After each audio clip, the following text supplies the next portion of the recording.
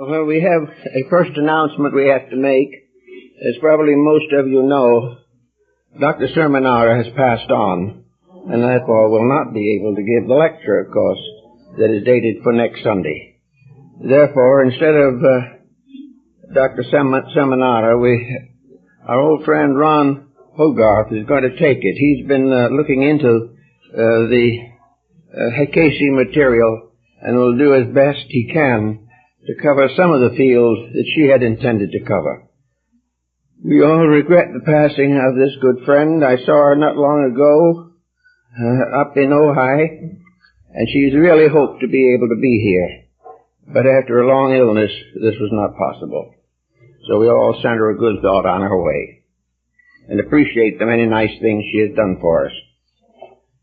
This morning we have a subject that is more or less highly modern. I remember in Grandma's day, and Grandma was quite a character, anyone over 65 retired from human life. They put on black, a little touch of white perhaps, a cameo pin. Of course, no hair dye ever touched their brows. They wore no makeup, flat-heeled shoes, and dressed almost entirely in conventional black. They then sat quietly on the porch and did the knitting, or perhaps occasionally acted as the senior hostess of some important family gathering. This was considered to be the proper way to meet the coming of the years.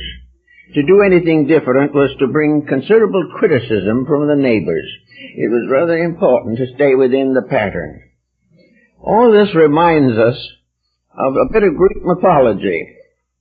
In the old classic texts, especially the Hesiod in his Theogony, the kingdom of heaven passed to Saturn, who became king of the material world.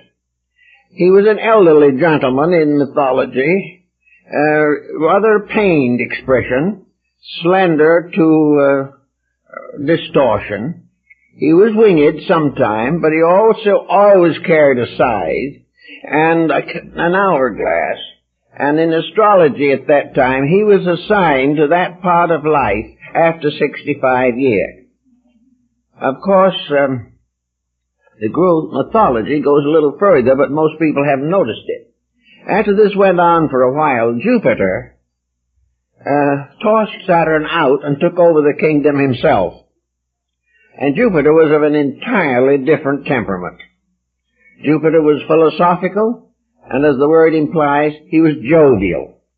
He was wise and learned, religious, had much to do with self-improvement, and also had an irresistible sense of humor. It is said he was the chief of those upon high Olympus who, observing the happenings of mankind, laughed heartily. So, and now we find, according to the Greek mythology, that the period after 65 is under the keeping of a very jovial, happy, wise, and impressive personality, who enjoyed not only the good things of life, but enjoyed learning and was the patron of wisdom and religion, and most of the higher educations with which we are now associated. Now, the modern statistic findings, in spite of smog, pollution, and other things, is that we are living longer than we ever have before. And today, it is not at all unlikely that a person retiring from a business or occupational career at 65 will have 20 good, happy, useful years to do something with. And this has been the rub up to the moment. The whole psychology of the situation has made it very difficult for the individual to make the best use of the best years of his life. In early life, we all have burdens, we have responsibilities, we have the problems of taking care of family and the community. We are more or less bound to occupations which may or may not be very satisfying to our inner lives. And then comes the time that they've all been looking for, when at last there would be freedom from this labor. The freedom was not entirely without restriction, because in many cases freedom meant to reduce the standard of living considerably, to try to get along on a pension and a little social security. These factors ensured probable physical salvation, but restricted the spending power of the individual at that time of life when he might enjoy spending it the most. So, this problem of retirement begins in school when you start out. A life has to be planned. We have to give proper consideration to the changing needs of our own dispositions and natures. It is not enough merely to live day by day, spend day by day, and keep all the funds that come to us going out as rapidly as possible. There is something to be said, therefore, for planning financial life and income, and remembering that the money that we save when we're young can help us to have a much better time when we get older and know how to appreciate a good time a lot better. Also, that this type of life, in the more advancing years, we have more interest in valuable good times, opportunities to do important things. So we face two restrictions. One is that the money's gone, and the second is that we hit this period of life around 65 without any planned future. We kind of take it for granted that we are going to drift in some form of semi-comfort and pleasure through the closing years of life. But these closing years can sometimes be very long, and funds and opportunities and interests have a tendency to lag. The time when the person was perfectly willing and happy to settle down and do nothing and consider this a notable and valuable reward for a career, this type of thinking is going out of style very rapidly. We must now, therefore, begin to think of the years after business retirement, if we retire at that age, as a second career, not merely a waste of time. We cannot hope to fulfill life by sitting in front of a television set until finally we slip away into the other world. We have time to do things, and we have to have interest in doing them. So we begin to look to see what's the matter at a time when we should be preparing for a very adventurous period of reasonably good health and opportunity. Well, in the first place, everyone should be a two-career person from the start. We should never be completely absorbed in one thing, especially if that one thing has physical limitations or economic limitations. The doctor, for instance, the old family physician, really didn't worry much about retirement. He never retired as long as he was able to walk. His career might extend far beyond the 60 or 70 years that was the measure of economic careerism. He was just as useful, just as happy, and just as busy at 80 as he was at 50. But in many cases, this doesn't work very fortunately. The individual who has a training in one thing comes to the point where that one thing is no longer enough or even available. And then there's a blank for which there's been no preparation, no understanding of the need to have a wider area of mental and emotional relevance, consideration of values and factors. The person, therefore, should always have a second string on his bow. Now, this can begin way back early in life, in university or in school. He may have a major and a minor. He may have two definitely different courses, which could help him to diversify his own interests. Business, however, has a tendency to limit him, to make him more and more isolated from the general world and centered in the particular occupation which he has accepted.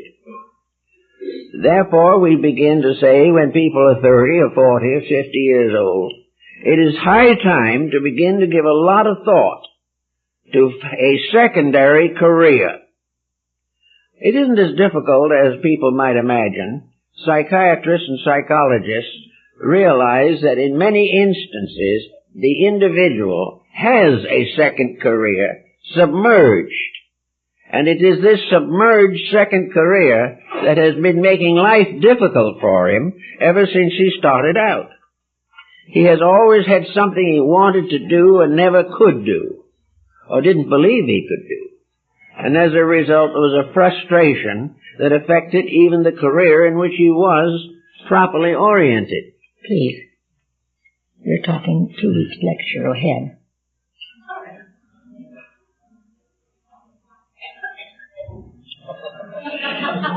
Have I got the wrong title? You got the wrong title. Well, how is that?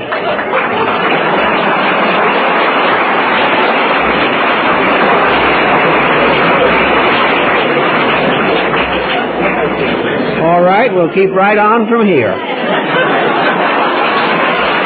I looked at the program before. By the time I got through, maybe you would never have known the difference. But actually, here we are, right on the problem we're talking about. We need second career.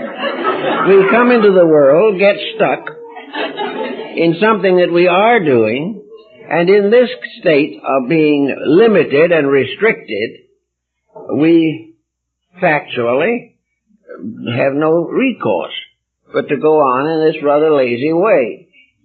Well, if we're going to use this subject, we can say that we do bring some of our troubles with us into this world. In fact, many of us, I think, bring most of them. But the troubles that we bring into the world manifest in our careers. We face them every time we take a job.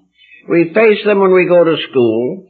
We find some students are active and sufficient, others limited and unable to fulfill even common educational responsibilities.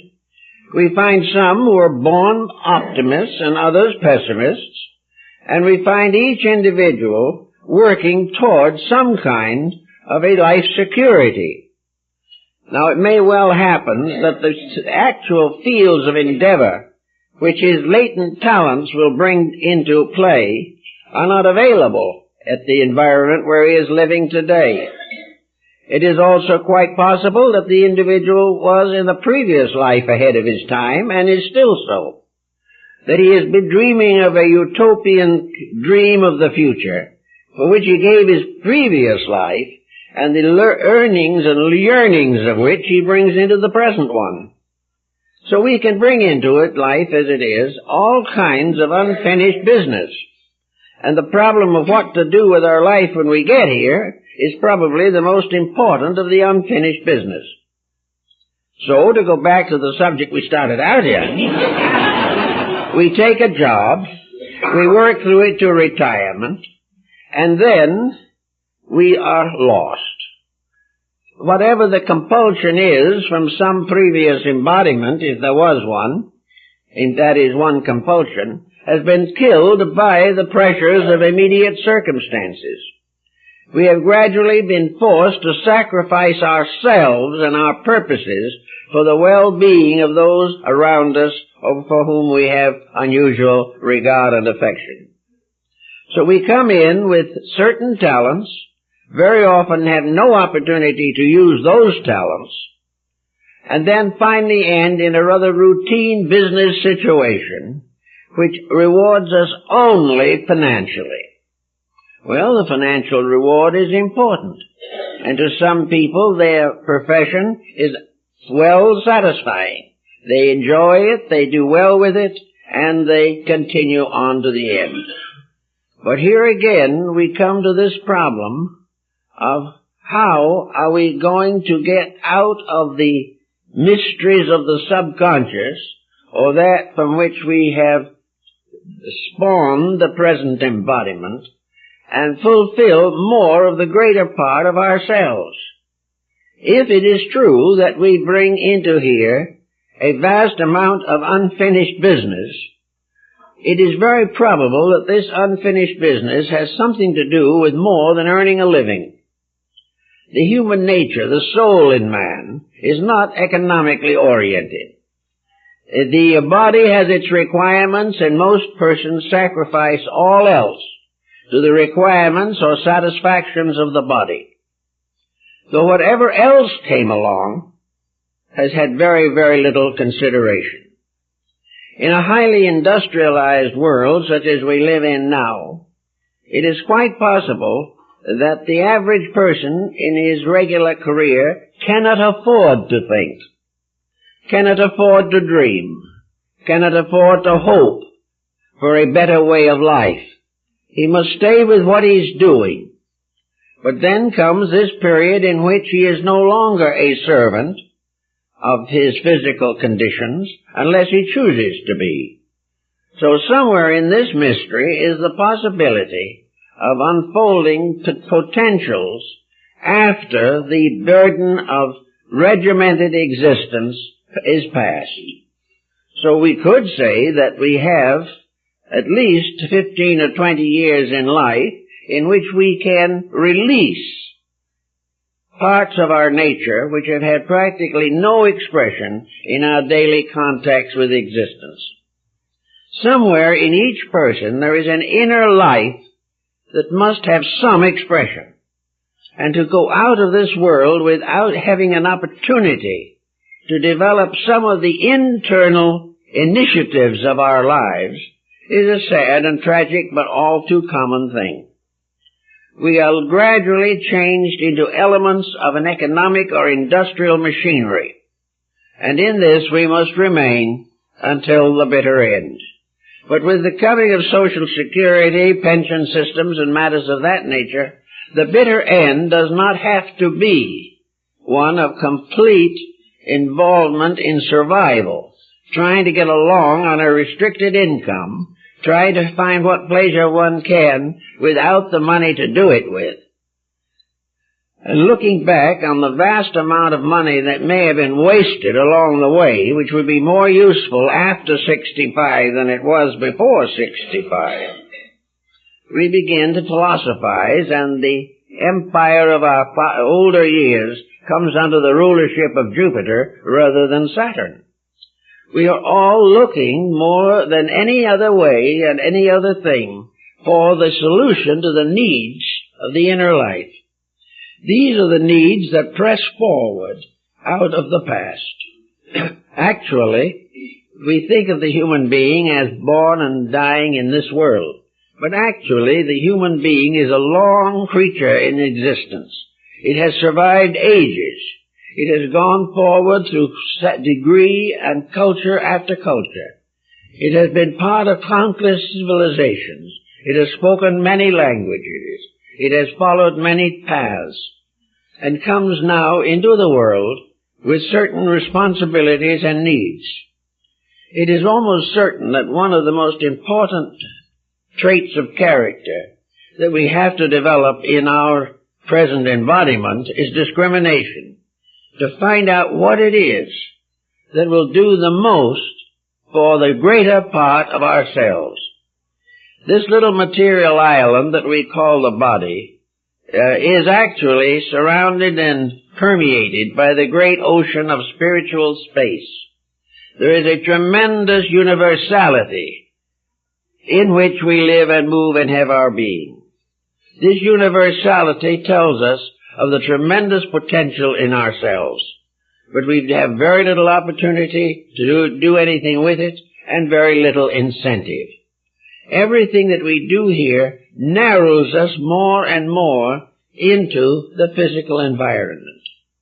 Now, if the world environment physically was in a happy condition, if we could prove beyond question of doubt that we learn more in the material world than we can possibly digest in a lifetime, then perhaps this physical condition would be worthwhile. But for the most part, we are blocked in learning. We are prevented from thinking. We are restricted in our efforts to enlarge our own horizons or deepen our own understanding. If we depart from the conventional patterns of things, we are considered eccentric and penalized. So we bring into this world all kinds of possibilities, all kinds of arts and sciences that have some of them no longer any contemporary existence, but could well be revived for the common good.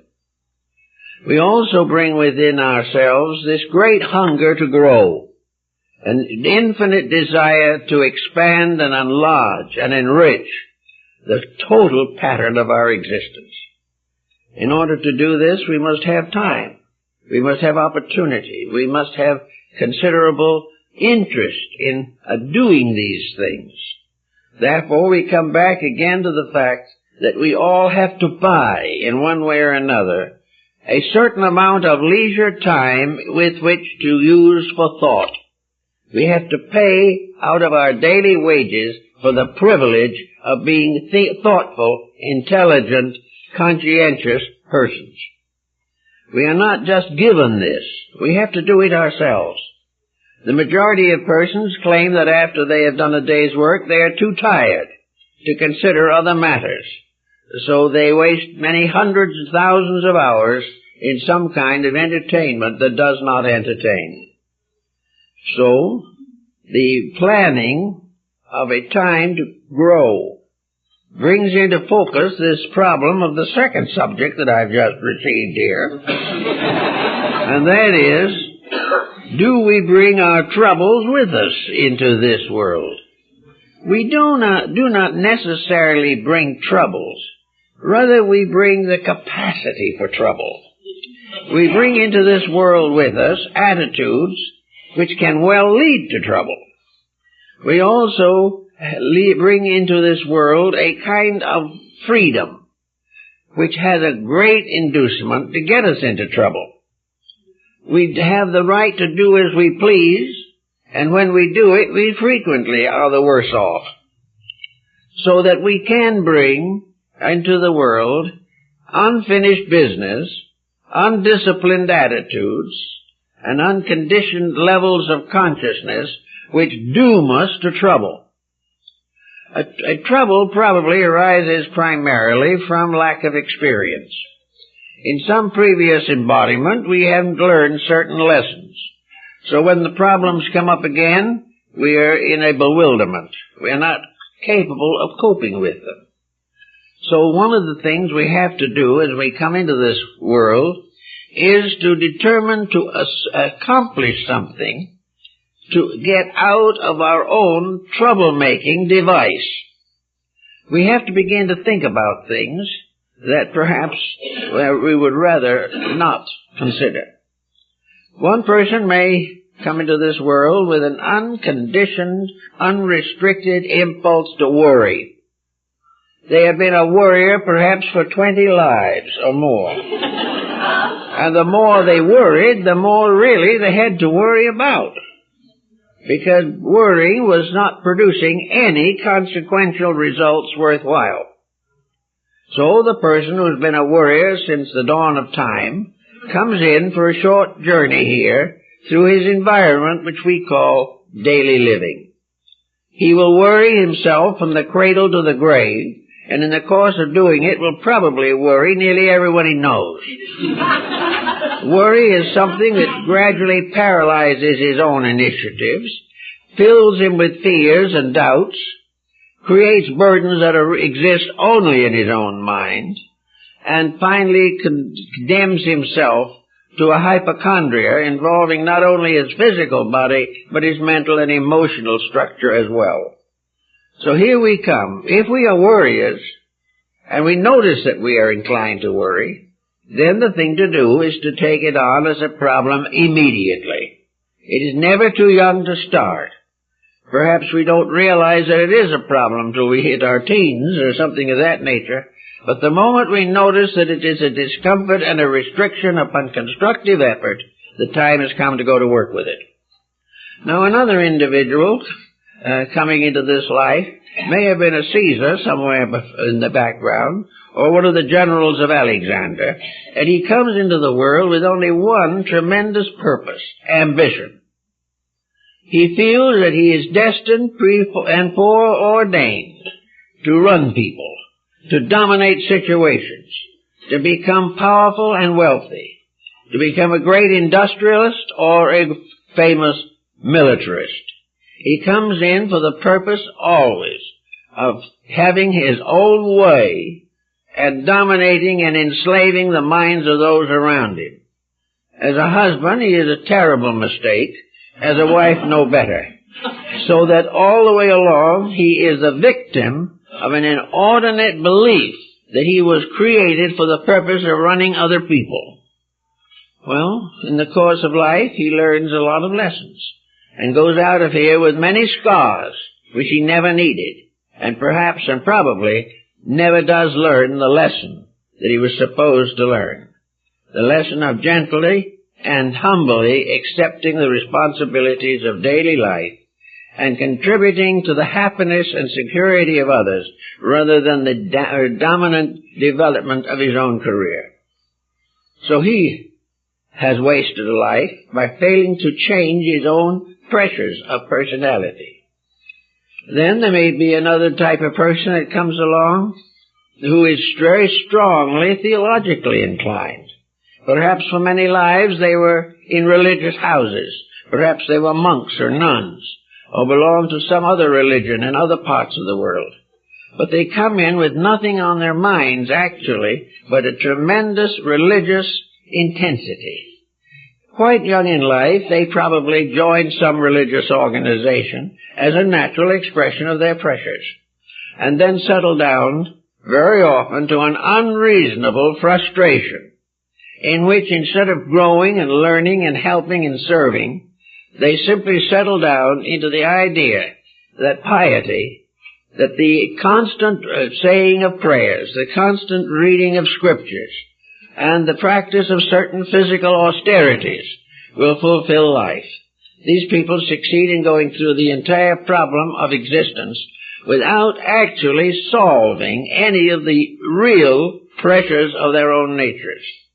Beneath or around this religious intensity, there is always the problem of social adjustment.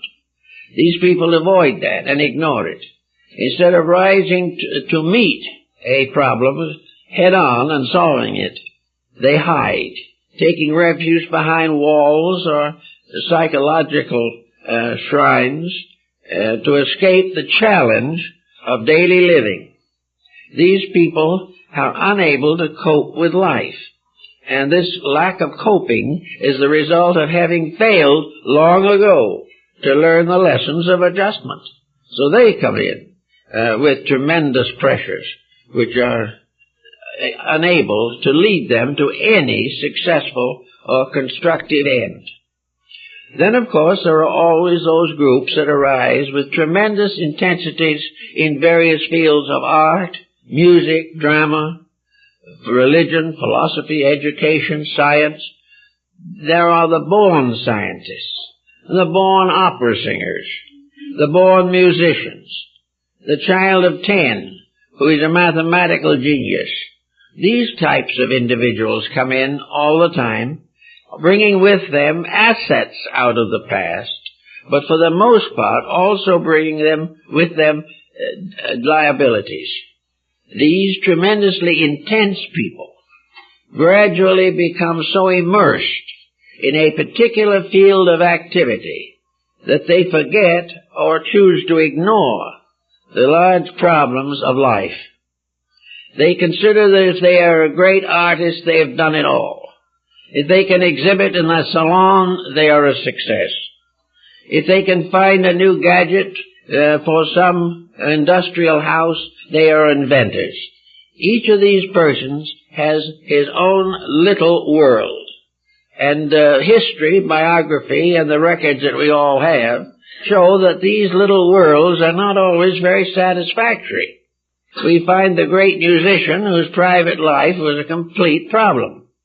We find a man like Richard Wagner, who was one of the great musical geniuses of all time, whose physical life was simply unbelievably confused. He never did straighten it out. Then we find somebody else who has great depths in invention and things of that nature, but has done nothing to fulfill the needs and responsibilities of a family, or the raising of children, or the problems of daily living. So little by little, these specialists isolate themselves from the great course of life. They forget humor, they forget the joy of living, they lose touch with nature, they become hopelessly involved in projects. Projects which belong to a world which is changing. The inventor of some gadget makes quite a reputation while he's here, but 50 years after he's gone, the gadget is obsolete. He has done nothing to perpetuate the better part of anything. So behind all specialized occupations, all specialized careers, is the basic problem of living in this world, which appears to be the reason why we are here. Living in this world means to have a useful life, helpful, constructive, cooperative, a life in which the inner nature of the individual has an opportunity to express itself through joy, through love and affection, through respect and friendship, and through mutual service to the common good. As we look at these adjustments, it becomes obvious that nearly everyone has within himself the capacity for several such adjustments, but does not make use of them. Rather continues in his own narrow way, leaving this world no better than he found it, and perhaps a little worse. This type of situation has to be faced by everyone who believes in reincarnation, who believes that they are here, as Buddha pointed out, for one reason only, that they are not perfect. If we were perfect, we wouldn't be here. If we made no mistakes because we had learned everything there was to learn, then the infinite wisdom of nature would not lock us in common circumstances again. It is what we never did well that we have to do now. It is what was never finished that has to be completed. Therefore, there is no question in the world that the mere presence of the individual here is a definite proof of shortcomings, of limitations. Of course, I know we've had people come to us and they admitted all this. They said they had shortcomings, but they didn't make any difference because the thing they wanted to do, they had achieved. They had done the one thing they wanted to do. I remember one in particular who had no success in life in anything, but they were happy because they had achieved the one goal they wanted to achieve. They were singing a grand opera. Well, that was a goal that was pleasant and happy. But to this end, everything else was sacrificed. And it was not even regarded as a sacrifice. It was the means of the fulfillment of one pointed determination and ambition. And the better economists today tell us this one-pointedness is the secret of success. But when we succeed in one thing, does this success enrich all of our life? Or does it just simply give us a little satisfaction and leave us surrounded by a sea of misfortunes? Does the individual who finally came to be a singer, does that individual have a good home life? Are they happily married? Do they have wisely governed children? Are they respected in their community? Do they have a strong and sufficient religious life? Very often the only thing they have is the thing they've specialized in. And of course music, like all other things, is limited to a large degree to physical existence. And the individual whose body becomes tired or whose faculties become exhausted loses the one ability that they think they have. So, we come into this world in order to learn something that we didn't know before. And to get back to the subject I talked about first, they're going to stay that way probably until retirement. Because up to that time they have no individuality. They are the servants of a system. They are dependent upon an organization for a living. They must obey the will of their leaders. The head of the department tells them what they can do and often what they can think. They have all kinds of burdens, all centering on the problem of paying the rent, having food, raising a family, and trying to maintain a certain sense of contentment in an embarrassing and difficult position. So these people do not, for the most part, reach retirement with very much out of life except a job. Now, this doesn't mean that they spend all their time being miserable.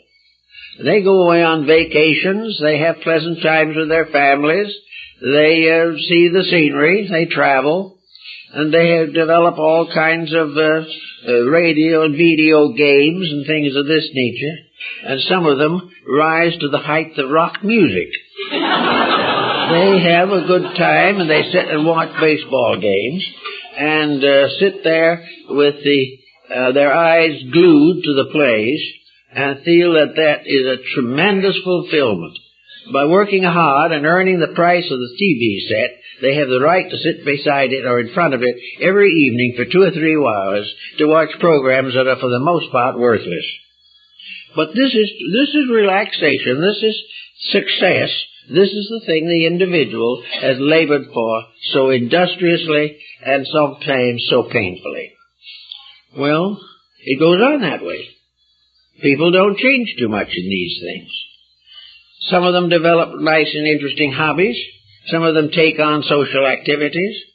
And there are compensations. It's not all miserable. The individual has a kind of feeling that he's getting along as well as the next. But somewhere along the line, the problem of growth still does come into the picture. Man is a many-splendid being. He's a tremendous creature. The human being is unbelievably magnificent in potential and in resources. That this individual should spend all his time tightening a bolt in an automobile just does not seem to be the proper destiny. This destiny must have something else in it. Now, if he has to make a living by tightening this bolt, that's all right. He has a right to make a living. But by making a living, he earns certain time for himself. He gains certain freedoms and certain liberties. Because he works, he has a home. Because he has a home, he has a vacation. He has all kinds of privileges also. But what does he do with them? Does he do anything more with his spare time than he does while he's tightening the bolt in the factory? It is just a narrow squirrel cage of activities. Now, by the time he gets to the point of retirement, he is more or less anxious to rest. And this problem of looking forward to rest is probably the greatest delusion in the world, because there is nothing more boring after the first 2 weeks. The individual with nothing to do is supremely miserable. So he has to find more artificial things to keep his mind off of his own uselessness. So he takes on all kinds of activities, perfectly aware that they don't mean anything. But after all, you just can't sit and look at the sky forever. Now, there's where the growth factor could come in. If we brought back from some previous life unfinished business, we should be able to do something to interpret those working years which have preceded this retirement period. We now have a life of many years of social contacts and social involvements to look back on. We can think how we handled a marriage. We can wonder if the divorce was necessary. We begin to consider what might have happened had we raised the children a little differently. And had we learned to do things that were important instead of buying that expensive car. Were we justified in putting every nickel we had into something the moment we got it, so that to the end of our business career, we were never more than a few months ahead of debt? Was this a good life? After we've lived it and can think about it, we can also wonder what we didn't have that might have made it better. we begin to have our own book, our own life as a textbook for growth. We are able to begin to estimate how we could have used things better, and the moment we make this estimation, our consciousness helps us to make these things better. It gives us the learning. The incidents do not end in learning. It is our understanding of the incidents that ends in learning. What happens is not the meaningful thing. It's what we think of what happened, what we do about what happened, what we learn from what happened that helps us to grow. These are the things that, therefore, the person can contemplate from a higher perspective of life. He also can have his religious life enriched. He can have all these things made more important because he does not have to conform with the requirements of an industrialized civilization. So, if he starts, say, at about 30, 40 years old, to understand these things, he can then do something to fulfill the laws of nature, the great laws of growth. Here we have in this world about nearly 5 billion human beings, most of whom go through the spans of life with little or no insights. The majority of people are simply wandering through the years, some of them suffering through the years, trying to understand the reason for their own existence, and finally giving up in despair. They have not any real skill in understanding or estimating their own natures. Somewhere in education, there should be courses to help people to understand themselves, not psychological courses to find out what's the matter with them, but rather philosophical and educational courses to help them to know what to do to unfold and release the potentials within themselves. It is quite obvious that, for instance, computerization is not a potential. The individual was growing long before there were computers, and he will continue to grow long after they are forgotten. The problem is, if he devotes his entire life to learning such a thing as that, he dies no wiser than before. It may not even be that these instruments will be in use the next time he comes around. There are many things we've learned in the past that were no use and will never survive. But what we had to learn in the past was how to grow. And if we didn't learn that, all the rest was a mistake or a failure. Now, if we have a sneaking suspicion that we do have some unfinished business, and I think we should all believe that we have, because we are all unfinished beings. There is no evidence that the human being has as yet been completed, even in his physical structure or his psychological patterns. He is en route to tomorrow in all cases. And the future involves knowledge, wisdom, insights, and understanding that have to gradually develop over many embodiments. But now is the time to recognize that if there's anything about you that is different from what other people think and have, there's a reason for it. And if you are a person, then as a person you are growing up in a world of persons. And the growth process has to do with the achievement of cosmic citizenship. It has to the achievement of a completeness of self, which enables us to unfold without restraint the incredible potentials of our own inner lives. All of this true growth comes through the unfoldment of potential, not merely the education of the concrete mind in techniques. It is the person growing up. Now, what is that person really like? How do we know that person? What is this being that we would like to be, and yet we somehow have not even a speaking acquaintance with? Well, probably the answer is that we will never know exactly until we become far wiser than we are now. But there are certain guideposts, there are certain landmarks that can help us to understand. The person that we would like to be, or the being that we would like to equal, is in most cases one of the world's great teachers, one of those who have become the spiritual and philosophical leaders of the race.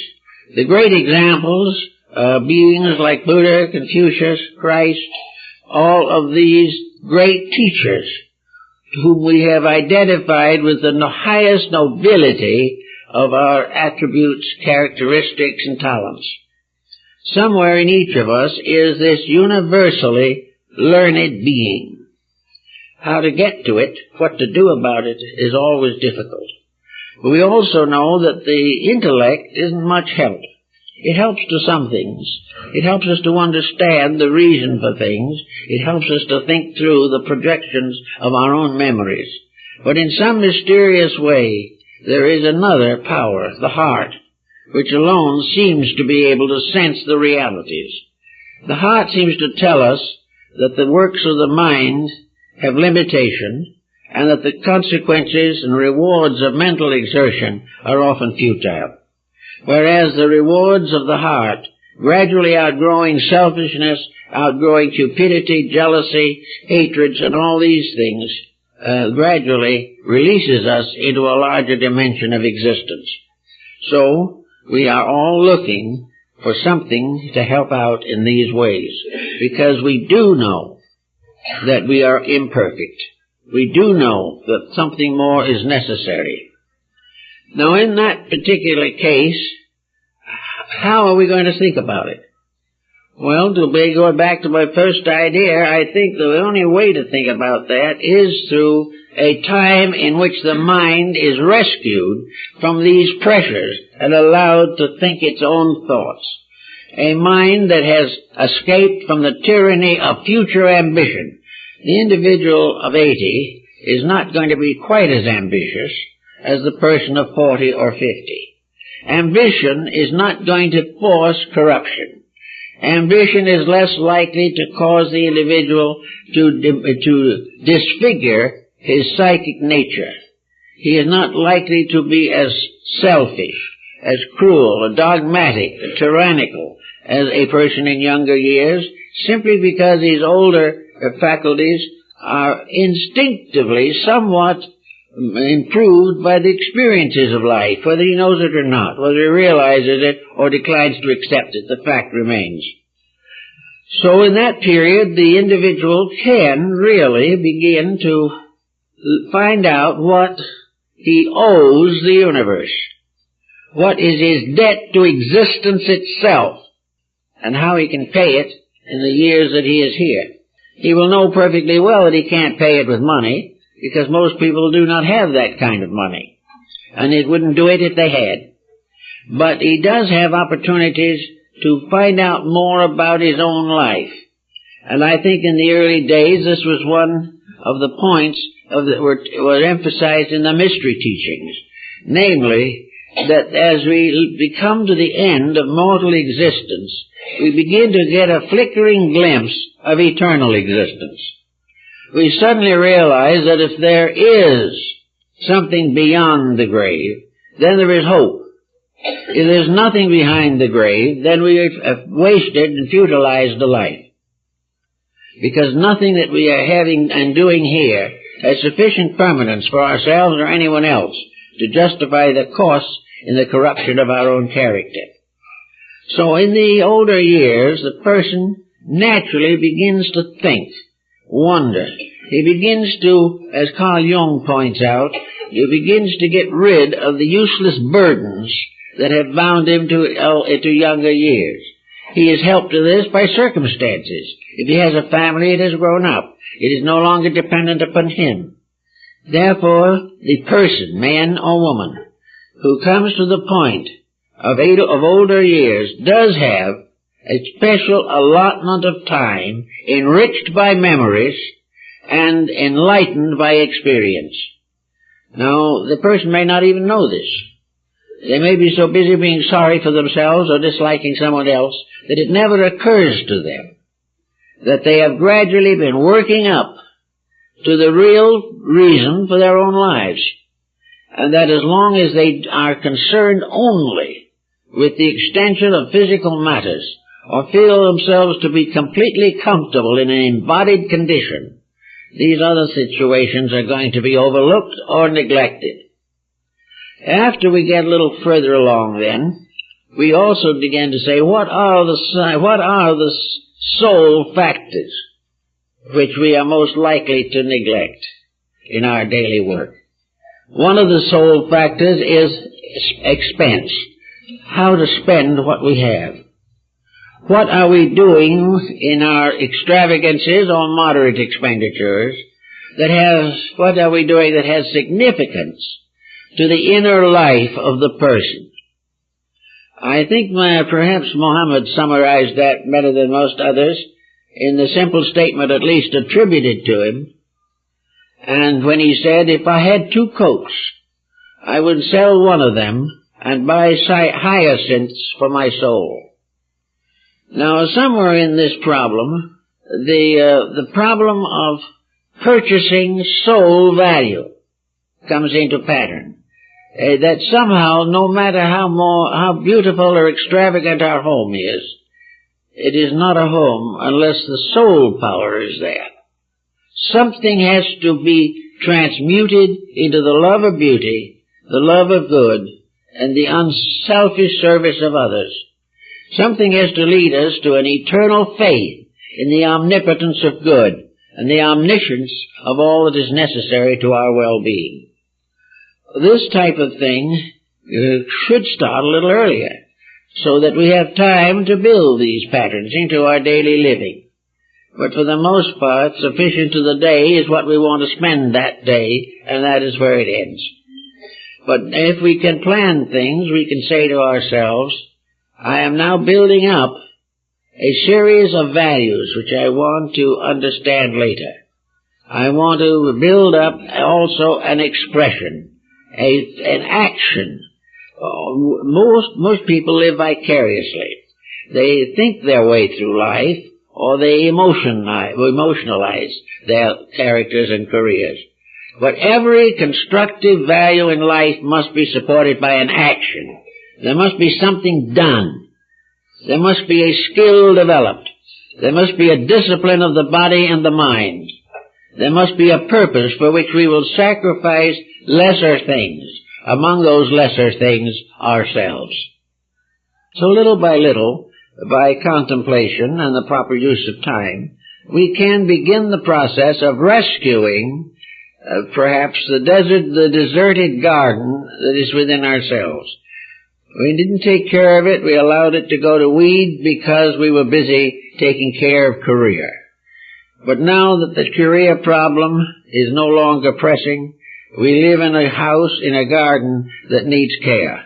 We need to redo the things that we neglected to do. And we have to build back values which bring consolation and comfort to the inner life and are important for an eternal pattern. We can therefore find nearly all the instruction that we need simply by looking back over the years of our own lives. We can remember what happened when we were children, and we can say to ourselves, it was difficult. Some had a very light and beautiful childhood. Others had a very difficult one. Those who had the happy childhood, what did they do with it? Only they know. Those who had the unhappy life, what did they do about that? They only are the ones who know. It may well be that they have never gotten over that unhappy life, and that's the last thing they're going to remember when they leave here. They never transmuted it. They never understood it. They never learned any lesson from it. It was only a horrible experience which had to be blamed upon the cruelty of others. Actually, all of these experiences, the broken home, the unfortunate marriage, all of these things have meaning. Most of them indicate shortcomings in ourselves, although we usually blame them on other people. But regardless of where the blame lies, what did we do about it? How did we handle it? What did we make out of it that made us better people? What did we do when we found a good friend? What did we do when we realized that our friend was imposing on us? All these values present us with problems. Most of them ignored at the time they happened, but can be restored from memory to form a textbook for the reorganization of our understanding of life, so that we may actually know when we leave this world this time that we are wiser in those choices and decisions which must lead to the final liberation of the human being from the illusions of mortality. So we can say that it's all one pattern anyway. That from the past comes unfinished business, and when we slip out of here in the 80s or 90s or whenever it is, there will be some unfinished business go with us.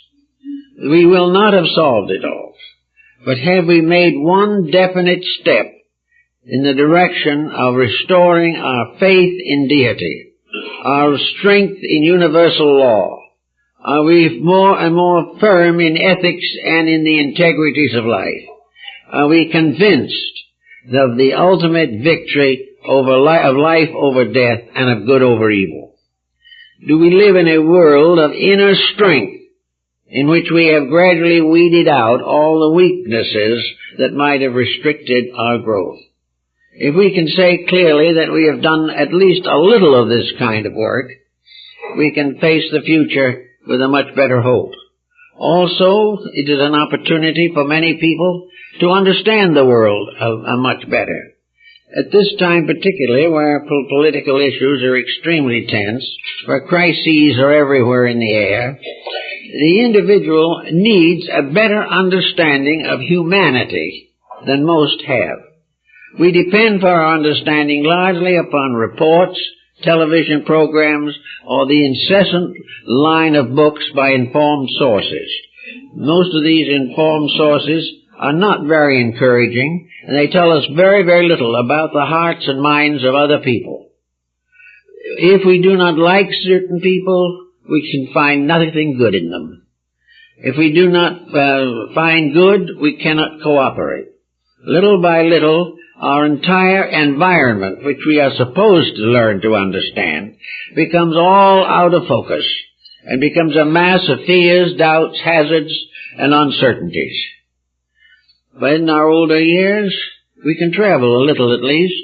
We can visit some of these places.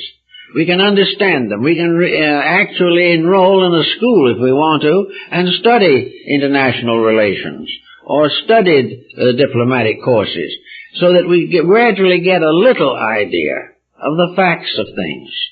Because mostly we work from prejudice, and prejudice works from ignorance. We do not understand the great motions of society. We do not know how to cooperate with them intelligently. So we take something and say this is good and something else this is bad, and have a terrible time trying to decide what political candidate we want to vote for. Because we're not sure we know that any of them know what they're doing. So all this type of thing we have to do something about. And little by little we can transform ourselves into knowing mechanisms that have the ability and the skill to solve problems, to understand properly. And the more we understand, the more we can cooperate with life. The less we understand, the more certainly we will compete with everything. So cooperation and not competition is the life of man's inner maturity. Therefore, we say it's good to believe that we have been here before. How else are we going to explain life? How are we going to get any moral value out of the fact that perhaps we inherited some certain negative trait from a remote ancestor who was hung for murder? Are we disposed to believe that this antiquity, this heredity, is going to hang over us for the rest of our lives? Are we going to be the victims forever of things that have made us unpleasant and uncomfortable and for which we never have been to blame? This would make the universe look very strange. It would be amazing indeed if this world was filled with people who were all perfect except for what other people had done to them. That the individual was not to blame for anything. Or, of course, there is another school that simply says, don't worry about it, there never was anything. This doesn't work very well either. It's hard to imagine that a universe so beautifully and mathematically exact as ours had no purpose in its own existence. It is much wiser to believe that it's here for a reason, and that in that universe we are here for a reason. Well, the most common idea of a reason would be the concept of Aquinas of the restricted or limited individualism, the right of each individual to create his own life and his own destiny. Therefore, we are here apparently to overcome the tendencies to be useless, or to accept dismally the disasters which we ourselves have caused for the most part. If there is a reason, the sooner we get to work on it, the better. We have people who spend a whole lifetime trying to find out who built one of the pyramids down in Babylonia somewhere. We have people who explore every conceivable issue. But we do not have enough people as yet who explore the reason why the human being is unable to cope with his own life. Because he doesn't try hard enough. He doesn't really work at it. He passes it all off as due to unfortunate social conditions. If he has a headache, it's pollution. If he has something else, it's nuclear fission. If he is poor, it's because of Wall Street. If he's rich, it's because somebody else is lost. All these different attitudes are unimportant. The real thing is that we move through a world which we will never be really part of. We move in an environment that changes even while we are changing. We are moving out of a past that we do not remember into a future which we cannot intellectually conceive with any certainty. So in all of this proposition, we have things to learn here and now. And if we're going to happen to have another 15 or 20 years of life in which to learn some of these things, the least we can do is try to learn something good. Learn something of the beauty of life. Begin to understand the wonders of it all. Look not into the puddles, but look rather into the light and the sky. Begin to take a greater interest in the flowering of a tree than we do in the political machinations of our contemporaries. Let us begin to find the wonders of life and see if we can't find out of all of that something that is a consoling realization of the wonder of our own purpose. We are here for very definite reasons. We are here because it is a blessed privilege to be here. We are here because this is the present step on our road to eternity. We are on a long journey. This is one day. And on this day, like those who travel, we go to Hong Kong to see the sights, we go to Rome to see the Vatican, we go to Egypt to see the pyramids, and we come into birth to see the world around us, to explore it, to examine it, to understand it, and to give credit to those who have helped to make it better, and find ways to serve those who have been unable to make it better, but must learn in due time. So if we are here, we are observers. That's what Plato said. They asked him what his profession was. He said, I am by profession an observer. I want to know what's happening. I want to understand it. And each one of us wants to do this in one way or another. We want to take the bitterness out of life and find the reason for it. We want to understand why things aren't always the way we want them to be, but at the same time learning how we can make them a little better.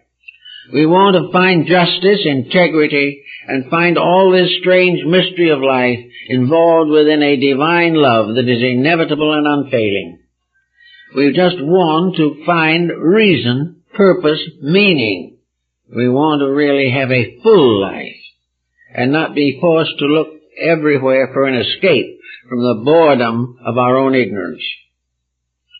So in this type of thinking, I think that probably one of the best things that the average person could do would be to take the life that he has lived and become his own biographer. He could take a nice little time off somewhere along the line and make an outline of everything that he consciously remembers about his own life. Beginning as far back as he can go, he can put down the credits and debits. He can explain the way he was hurt or the way he felt. He can explain why he believed himself to be understood or misunderstood, usually the latter. He can also, why did he marry that person? Was they right in the way they handled the children? Did they work out a way that was compatible? Did the family itself have closeness, or was it a competition between husband and wife? Do the new children, the grandchildren that come along, are we able to do something with them that is useful? How can we find out day by day what we did that was right and what we did that was wrong, and learn to grow from it? Instead, we can turn our own lives into laboratories in which we can keep records of a tremendous complication of procedures and functions. Well, it may be that as we go along we find so much unfinished business that there's not much chance of getting through with it even in 20 years.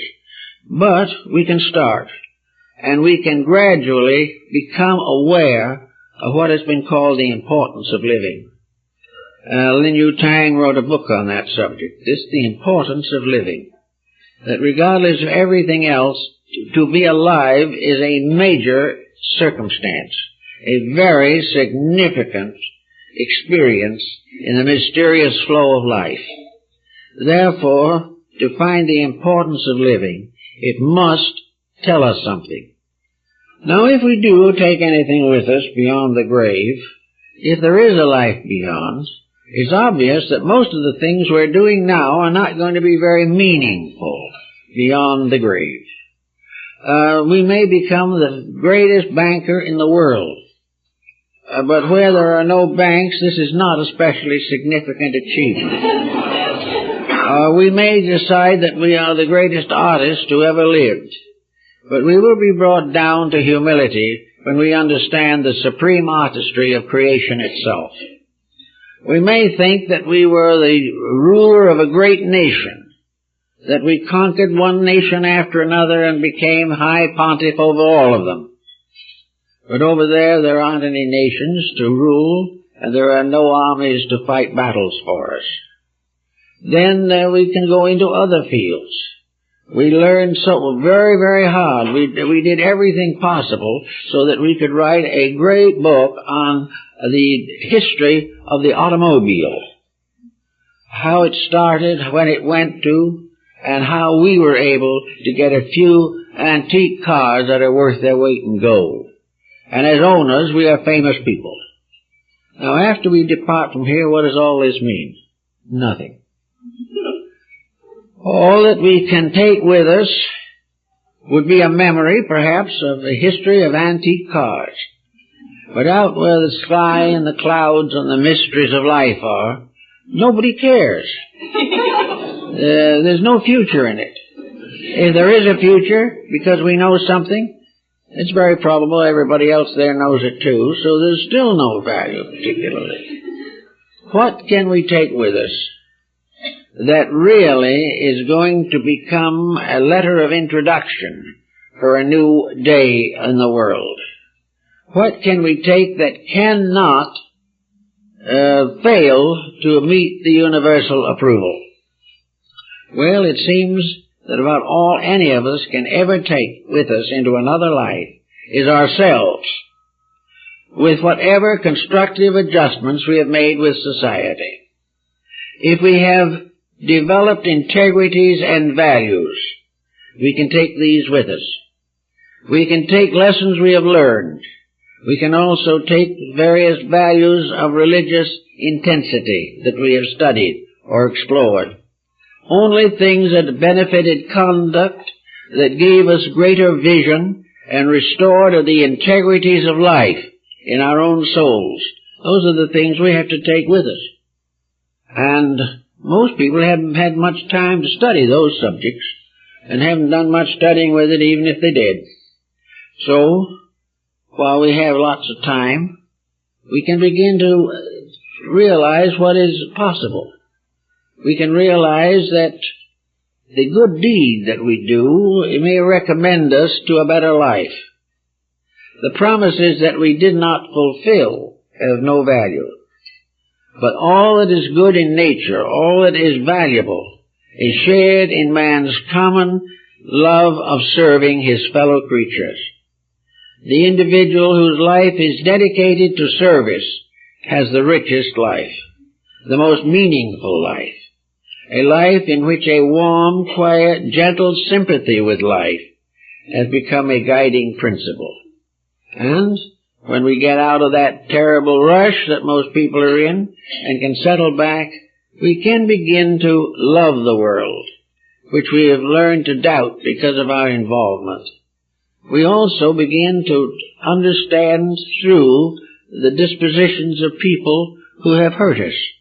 We begin to realize that just as they have hurt us, we knowingly or unknowingly have hurt other people. Largely it is due to ignorance. As long as we have the power to hurt and use that power, we are not wise. It is only when we can be good only because we cannot be anything else that we are good. So we can little by little forgive in others that which we still have in ourselves in the form of purposes and projects incomplete. So if we bring with us into a life of karma, that's all right. It's a perfectly good thing to bring along. And we are probably going to have to face it for quite a while to come, because it's not going to get well with the few times and few years we have here all at once. I think that the best way to figure this is that approximately the life wave for humanity, according to those who have given a lot of thought to it at least, is that the human life wave functions in approximately 800 incarnations. In other words, we have 800 visits here in which to do all kinds of things. Now, of course, we're not at the beginning of the visits at this time. We are well into the number. Perhaps if we've gotten to be fairly thoughtful about a number of things, we may have been back 300 times. We've gotten rid of a lot of the very crude mistakes that the ancients made. And now we have to go to work on the sophisticated mistakes that we are making for ourselves. Little by little, however, the individual gains the powers of virtues for which he was fashioned. Somewhere in the future of things, the individual is going to be more than he is now. He is going to be more important than he is now. He is part of the great chain of leaderships, of governorships and followings that go all the way through space. He is part of a great system which includes all the stars in the cosmos, all the universes, and all the dark holes in them. He is part of something that goes on and has a triumphant destiny. The soul in himself is the thing that growing up, it will cause him someday to be called forth and rewarded and told that he has been a good and faithful servant, and that now he is going to come into his reward. This becoming a faithful servant leads we do not know where now. Maybe it leads out into space. Maybe someday each of us will be responsible for a star or a planet. Perhaps each of us will create a whole order of life within ourselves, and then like kindly parents or the great Buddhas of the past, to sit and meditate, protecting the souls that have come out of ourselves. Actually, we're not so far from that if you think about it, because each one of us has inside of himself a race of beings dependent upon him that is more numerous than the stars in the sky. Every cell, every atom, is a little world over which man has a certain government. With a tyranny, he destroys his own body and all the life in it. But someday, it may be his destiny to preside over a creation which has emerged out of his own soul, which is part of himself, and which he must also lead to liberation. All of these things are parts of the great philosophies and thoughtfulnesses of life. And when you're sitting around being a little quiet, we might be able to sacrifice a few commercials for detergents and think about some of these things. It might do us well. Also, it might give us incentives. It might prove to us why it's necessary to do some of these things. Why can't we just all get out of here, lie down, go to sleep forever? Nature simply couldn't do it that way, because nature does not work and build for millions of years to end the thing in a cipher. It is not possible to assume that anything that exists is purposeless. And it is also proper to assume that all purposed things are evolving, revealing more and more of their purpose for existence. Little by little, we are all growing up to the fullness of the purpose for ourselves. It may be a long way off, but we are not little forlorn creatures chased from one jungle to another by circumstances. We are part of a great life wave. When it comes and it seems that wars cut down our youth, when it seems that tyrannies of all kinds interfere with the natural growth of things, we have to realize that nothing is destroyed. Nothing is lost. No lesson is useless or worthless. No suffering is without merit. There is something behind it all. And the sooner we begin to realize this, the happier we're going to be, and the more useful we will become. Then it may well be that between 65 and 80, or 85 or 90, whatever it happens to be, we can really build a complete life. That we can have the life that was denied us when we had to go out and make a living. The first half of our physical existence, we make a living. In the second half, we make a life. And if we do it that way, it may be very valuable. And it also will bring a lot more consolation, and will bring people closer together, and we will serve each other more honorably and lovingly. And everyone will find that as long as he has an ounce of strength in him anywhere, he can help something or someone. Little by little, therefore, out of helpfulness, we gain an unfoldment of soul power. And the soul in us is forever seeking to become part of that great cosmic soul which has as its purpose the salvation of all that lives. We are part of that which is living to be saved. And that is all. We are also part of that power which in the due course of time becomes part of the saving soul of infinity. All these things kind of give us something to think about, make life a little more pleasant, more meaningful, and end boredom. Because when we start to think about these things, the thoughts go on and on and on. There just is no end to the thinking.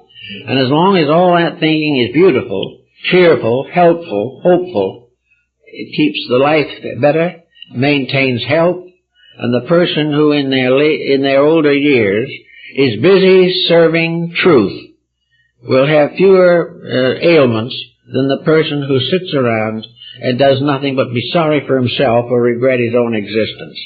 Good, constructive, idealistic attitudes are valuable in preserving function and helping to make the material life we live happier and wiser, and in many ways help us to contribute to the happiness of our children and grandchildren and everyone involved. There's nothing but that is more helpful than a happy, enlightened, dedicated person. And if we can achieve that after we get through fighting out the struggle of business, we will then have a complete life. But until that, there's quite a lot to be desired, and with the almost certain extension of life, even in spite of all the problems we have, we're living now 3 to 5 years more than we did 50 years ago. Those extra years are something that is a bonus, not just because we can live off Social Security, but because in those years we can begin to live and think and dream and hope without being completely bound into an industrial pattern that may have frustrated most of our lives. So with a little good thinking in that direction, it seems to me we have a lot of possibility for the future. And everyone who studies, as we are trying to study and seeking to know, will find the proof of the value of the study in the fact that they can face the future happily, and that they will find that life is not only necessary, but as Bragdon called it, the beautiful necessity is our life here. It is a beautiful thing if we know how to use it. And the sooner we know how to use it, the more fruitful, the more valuable, the more worthwhile it will become, and it becomes obvious that no matter what it costs us in effort, it's worth it, if the end is the achievement of universal brotherhood and man's unfoldment of his own spiritual resources. Well, I guess that's all we can do this morning, and you are to be congratulated on having 2 lectures this morning. Not everybody has 2 lectures from me in one morning, so I guess that's the way it's going to be. Now, I have a little announcement here I'd like to make in connection with my wife and her work. Most of you know that she is interested in a very serious problem in dealing with the birth of a new age, and that is something that is needed. In the 17th century, we had a new age, which led to the liberation of man's mind from the dismal pressures of medievalism. A new world order seems to be very necessary, and my wife has given nearly 50 years of study and thought to this particular problem. We have here on the table this morning this pamphlet, which is called An Introduction to the Birth of a New Age, which is really a very brief summary of 4 volumes of work that she has done.